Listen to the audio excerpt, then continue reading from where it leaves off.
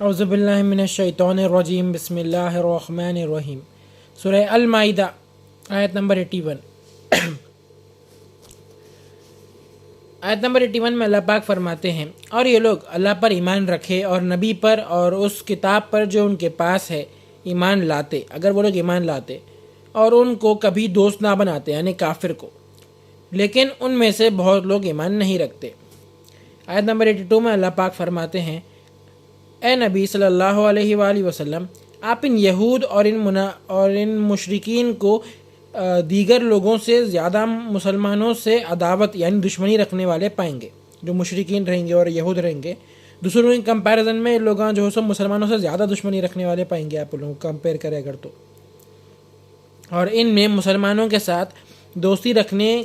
کے قریب تر ان کو جو نصارہ یعنی عیسائی کہتے ہیں، یہ اس سبب سے ہے کہ ان میں بہت سے علم دوست عالم ہیں اور بہت سے تاریک دنیا درویش ہے، اور نیز یہ کہ وہ تکبر نہیں کرتے۔ ان لوگوں میں بعض لوگ ایسے رہتے جو علم رکھتے اور جو ہے سو لوگ علم رکھتے اچھے جو ہے سو ایجوکیٹڈ ہے، ان لوگ دنیا دینی معاملے میں،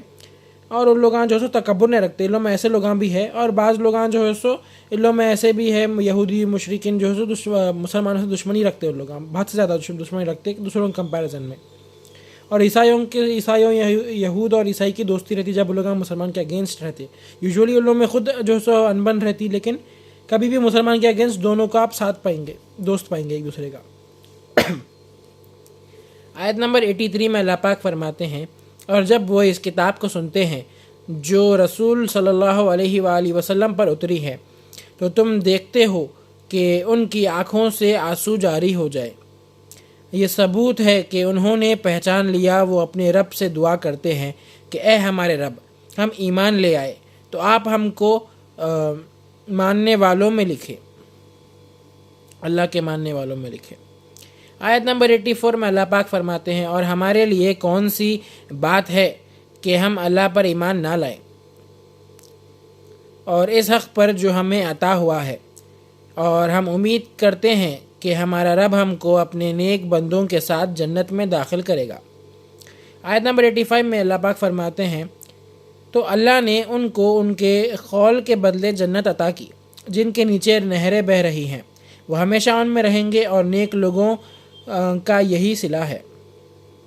آیت نمبر 86 میں اللہ پاک فرماتے ہیں، اور جو کفر کرتے رہے اور ہماری آیت کو جھٹلاتے رہے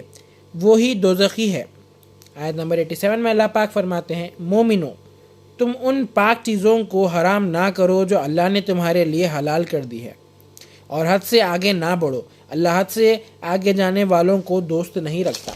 لمٹ کراس کرنے والوں کو اللہ تعالیٰ دوست نہیں رکھتے۔ آیت نمبر 88 میں اللہ پاک فرماتے ہیں،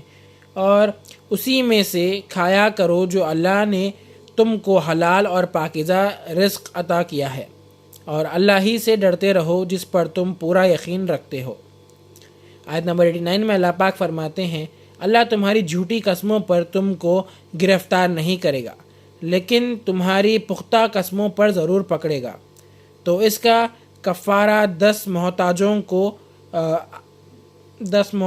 کو اوسط درجے جیسا ہم کھاتے پیتے ویسا کھانا کھلانا ہے۔ محتاجوں کو 10 محتاجوں کو جیسا ہم کھانا کھاتے، جو کھانا ہم کھانا پسند کرتے ویسا کھانا کھلانا ہے،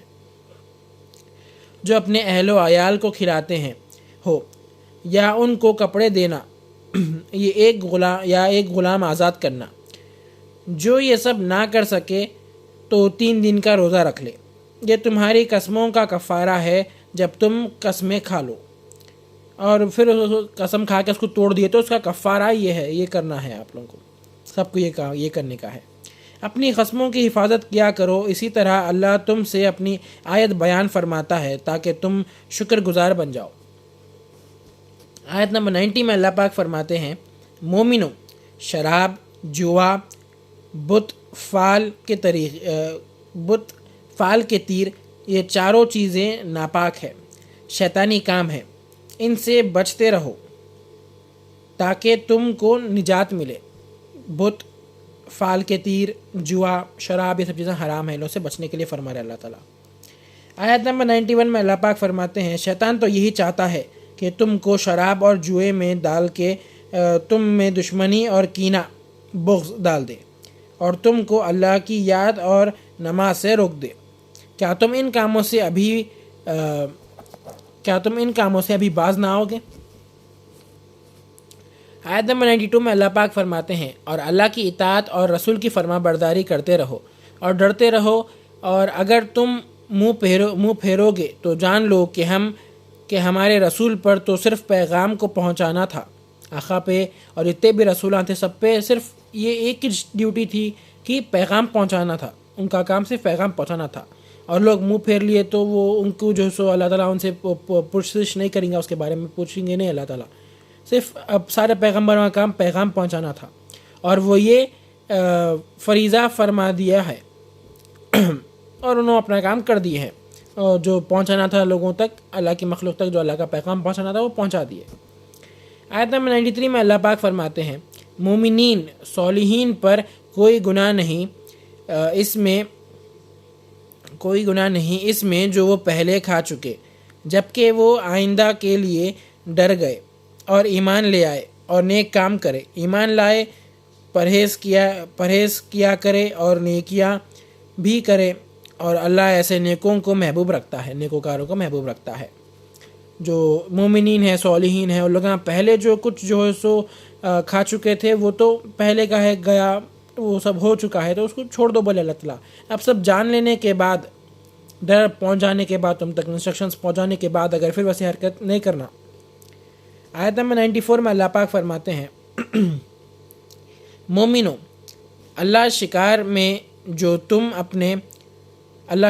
جو تم اپنے ہاتھوں اور نیزوں سے پکڑتے ہو تمہاری کسی قدر آزمائش کرے گا، تاکہ وہ معلوم کرے کہ اس غائبانہ کون ڈرتا ہے، تو جو اس کے بعد زیادتی کرے گا تو اس کو دردناک عذاب ہوگا۔ اللہ تعالیٰ جو شکار کرتے ہاتھوں سے یا نیزوں سے، نیزے یعنی بھالٹ، اسے جو شکار کرتے اس میں بھی اللہ تعالیٰ آزمائیں گا، ہم کو دیکھیں گا، چیک کریں گا ہم کو اس میں بھی، اور زیادتی جو لوگ کریں گا ان کے سے جو اللہ تعالیٰ دردناک عذاب رکھے۔ آیت نمبر 95 میں اللہ پاک فرماتے ہیں، مومنو، جب تم احرام میں ہو تو شکار نہ کیا کرو، جو جان بوجھ کر اس کو قتل کرے گا تو یہ اس کا بدلہ دے، یا پھر اسی جیسا چار پایا جیسے تم میں سے دو معتبر آدمی مقرر کرے لائے، لیکن اس طور پر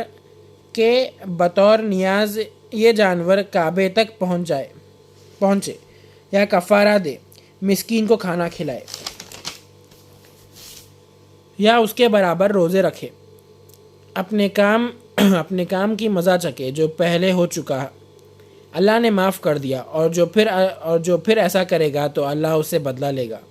اور اللہ بڑا زبردست اور بڑا ہی بدلہ لینے والا ہے۔ جو پہلے ہو چکا وہ ہو چکا، اب اس جان پوچھ کے جو اس کے بعد پھر وہ غلطی کریں گے بولے تو وہ غلطی کا جو اللہ تعالیٰ مزہ چکھائیں گے انسان کو۔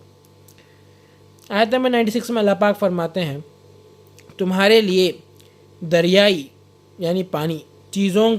کا شکار، جیسا پانی میں دریائی بولتے پانی میں جو چیزاں رہتے یعنی مچھی یا جو چیزاں ہیں کا شکار یعنی مچھی، اور ان کا کھانا حلال کر دیا گیا ہے تمہارے اور مسافروں کے فائدے کے لیے، اور جنگل کا شکار احرام کی حالت میں حرام ہے، اور اللہ سے ڈرتے رہو جس کے پاس تم سب کو جمع ہونا ہے۔ آیت نمبر 97 میں اللہ پاک فرماتے ہیں، اللہ نے خانہ کعبہ کو جو گھر ہے بزرگی کا لوگوں کے لیے باعث قیامت قرار دیا ہے، اور عزت کے مہینوں کو اور حرم میں قربانی ہونے والے جانوروں کو بھی جن کے گلوں میں پٹے بندھے ہو، یہ قابل احترام ہے، یہ اس لیے ہے کہ تم جان لو کہ جو کچھ آسمان اور زمین میں ہے اللہ سب کو جانتا ہے، اللہ ہر چیز کو خوب جانتا ہے۔ آیت نمبر 98 میں اللہ پاک فرماتے ہیں، جان لو کہ اللہ سخت عذاب دینے والا ہے اور بخشنے والا بھی ہے اور رحم کرنے والا بھی۔ اللہ ہی سخت عذاب دیں گے، اللہ تعالیٰ ہی بخشیں گے، اور اللہ تعالیٰ ہی رحم کریں گے۔ آیت نمبر 99 میں اللہ پاک فرماتے ہیں، رسول کا کام تو صرف پیغام کا پہنچا دینا ہے، اللہ سب کچھ جانتا ہے جو تم چھپاتے ہو اور جو ظاہر کرتے ہو۔ آیت نمبر 100 میں اللہ پاک فرماتے ہیں آپ فرما دیجئے اے نبی صلی اللہ علیہ وآلہ وسلم کہ پاک اور ناپاک برابر نہیں ہیں. ناپاک کی کثرت تجھ کو تعجب میں ڈال دے تو تم اللہ ہی سے ڈرا کرو اے عقل والوں تاکہ تم سب کامیاب ہو جاؤ. صدق اللہ العظیم و صدق مولانا رسولہ الکریم.